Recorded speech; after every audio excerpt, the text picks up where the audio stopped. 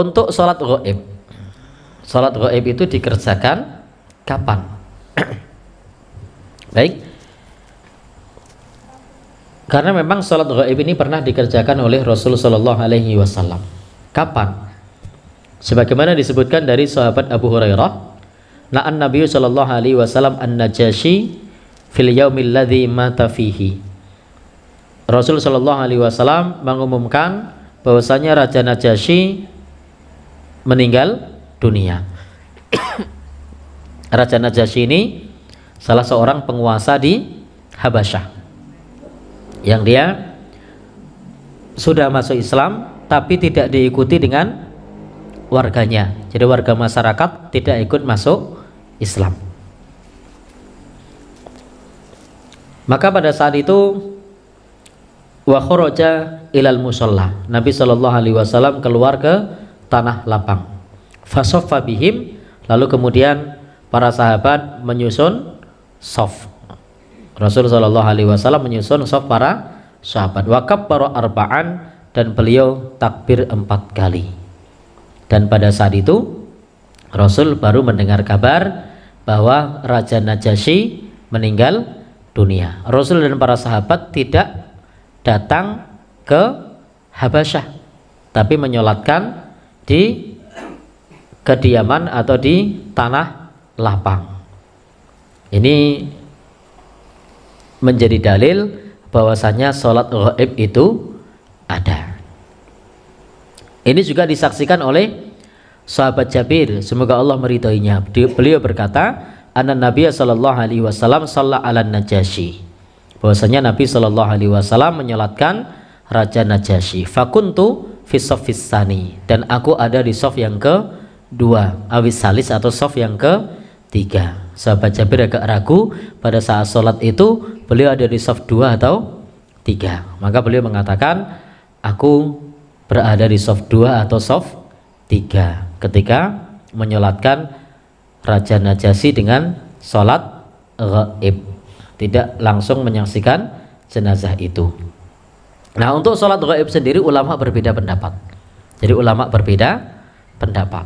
Maka ketika nanti kita di masjid ada orang yang mengumumkan sholat jenazah lalu sholat ghaib, lalu ada yang keluar dari masjid, kita tidak perlu sakit hati, karena di sini ada silang pendapat para ulama terkait sholat jenazah. Maka di sini ikhtalafal ulama fi sholati alal ghaib, sholat jenazah yang terkait dengan sholat ghaib yang dimaksud ulama beda pendapat. Kalau sholat jenazah tadi di depan sudah kita bahas. Maka untuk sholat ghaib ulama berbeda pendapat. Fadzahaba Abu Hanifah wa Malik, maka Imam Abu Hanifah dan Imam Malik berpendapat bahwasanya sholat jenazah ini tidak disyariatkan.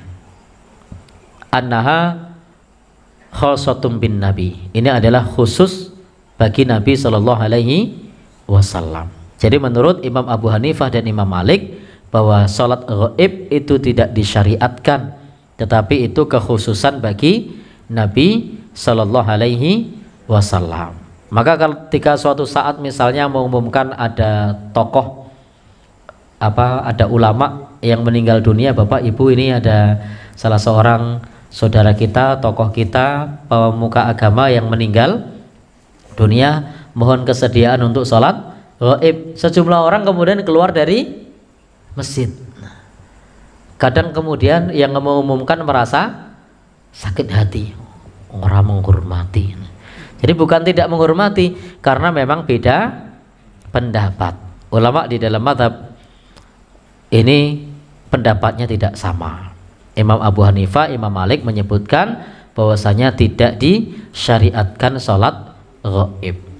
Wa dzahaba Syafi'i, sementara Imam Asy-Syafi'i berpendapat wal masyhur inda ashabil Imami Ahmad, dan yang masyhur menurut sahabat-sahabat dari Imam Ahmad, semoga Allah Subhanahu wa taala merahmati beliau, annaha masyru'ah, bahwasanya salat ghaib itu disyariatkan.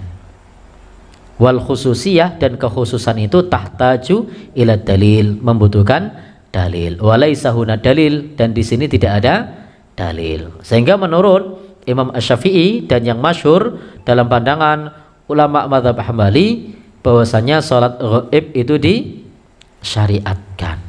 Sehingga di sini kita bisa tetap menyolatkan jenazah secara ghaib menurut pandangan yang kedua ini.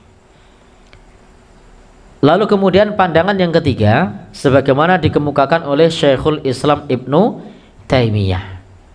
Maka Syekhul Islam Ibnu Taimiyah mengemukakan, apabila orang yang ghaib tersebut, orang yang tidak ada di hadapan kita tersebut belum disolatkan, maka silahkan disolatkan dengan secara ghaib. Sebagaimana kasusnya Raja Najasyi pada saat itu disolatkan oleh Nabi, karena di negaranya tidak ada orang yang muslim, tidak ada orang yang menyolatkan.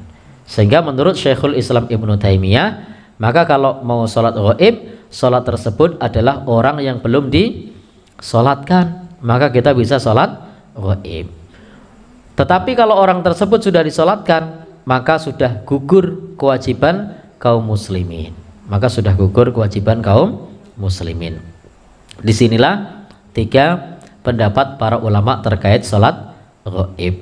Dan di tempat kita, di masyarakat kita, di dalam hal ini pilihannya biasanya jatuh kepada pilihan disyariatkannya sholat ghaib. Maka dalam hal ini pilihan yang sah-sah saja di dalam hal ini ketika kemudian berbeda pendapat. Dan boleh saja kemudian ada pendapat yang lain dan berbeda, tetapi kita harus saling menghormati. Di dalam kajian ilmiah, itu kita boleh punya pilihan, tapi kita juga harus paham bahwa orang di luar kita juga punya pilihan yang lain. Tidak masalah dalam kajian ilmiah mengatakan bahwa dalil yang saya pakai sahih, dalil saya benar. Kemudian menyebutkan bahwa dalil yang lain menurut keilmuannya adalah dhaif dan itu tidak bisa diamalkan. Tapi ingat, di luar kita ada orang yang punya pendapat dan pilihan yang berbeda dengan kita, keilmuan yang berbeda dengan kita.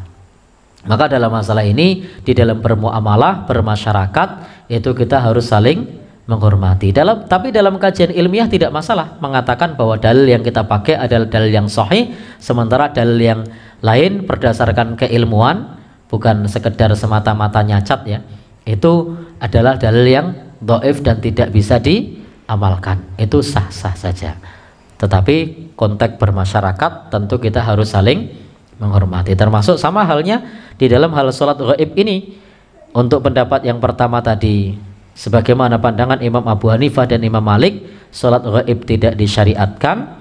Sementara pandangan yang kedua, pandangan Imam Asy-Syafi'i dan yang masyhur di kalangan sahabat-sahabat Imam Ahmad, itu disyariatkan. Sementara Syekhul Islam Ibnu Taimiyah memilih jalan tengah. Apa tadi? Kalau belum disolatkan di tempat dia meninggal dunia, maka disolatkan secara ghaib. Kalau sudah disolatkan, maka tidak perlu. Maka dalam ranah yang semacam ini kita harus saling menghormati dan menghargai yang lainnya. Sehingga ketika Bapak Ibu mengumumkan di masjid, nanti kita akan sholat ghaib, sejumlah orang kemudian ngeluyur, kok ngeluyur ki apa tuh ya? Keluar dari masjid. Jangan sampai kemudian keluar kata-kata yang tidak mengenakan atau kemudian menjadi bahan kasak kusuk, karena memang ini ranah perbedaan pendapat.